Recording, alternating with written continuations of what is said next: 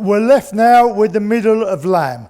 This is also known as the chine and end because you've got the lamb chine where you cut your Barnsley chops or your loin chops from, and you've got your best end where you'll get your French trim racks and noisettes from. So we're going to turn him over. Like all lambs, when the carcasses come in, it will come in with the kidneys still in the lamb. So what we do is we remove the kidneys in the suet.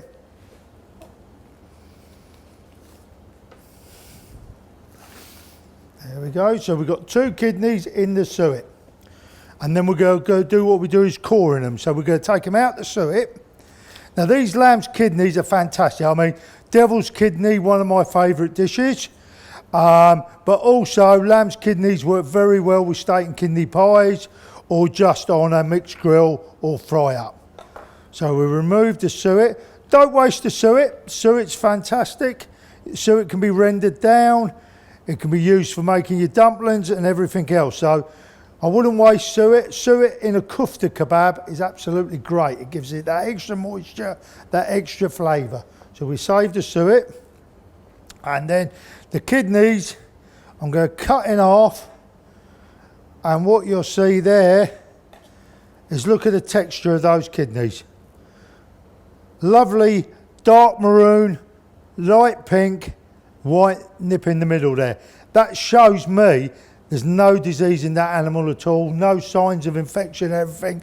Kidneys, liver, heart are all good points to understand the quality of the lamb. Nice, clean, pink flesh like that, you know that's a great lamb. So we've got the chine and the end. So what we do is we come down the best end of the lamb to the last rib bone.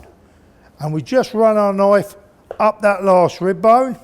And we do exactly the same from the other side like so. Once we've got to there, we take the saw and we just pop him round from one side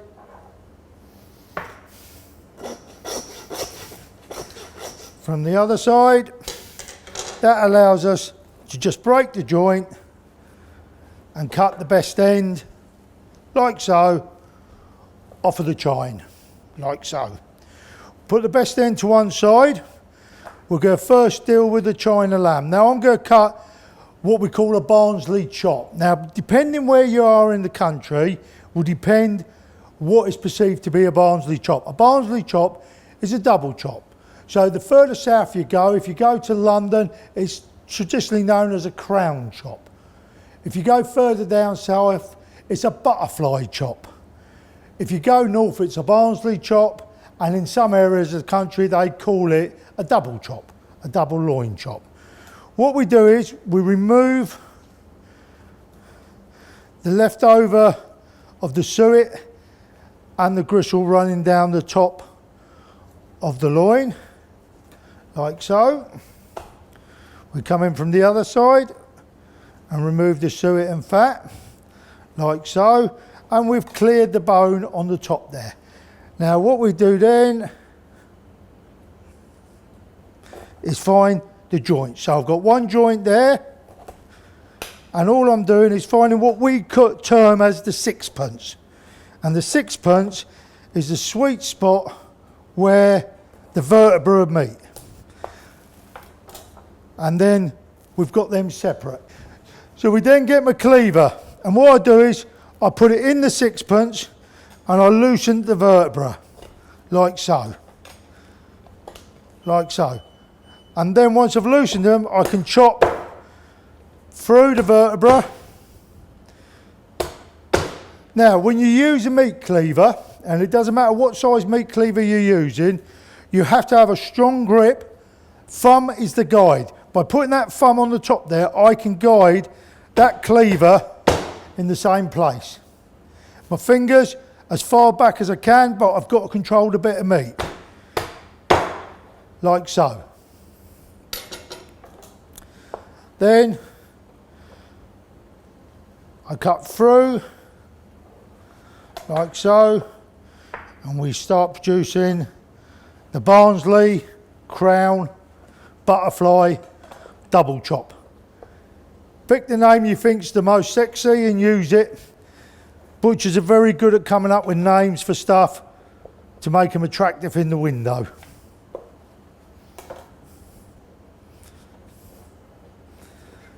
There we go. Looks a great job. Now, see how by going through the sixpence, you get that lovely white texture. It really allows the pinkness of that loin chop to really appeal to the customer. Cut slightly thicker means you can actually cook them with a little bit of pinking, get a lovely succulent flavour profile. If I wanted just a loin chop, I would do no more than take that Barnsley chop him in half, and that will give me my loin chops.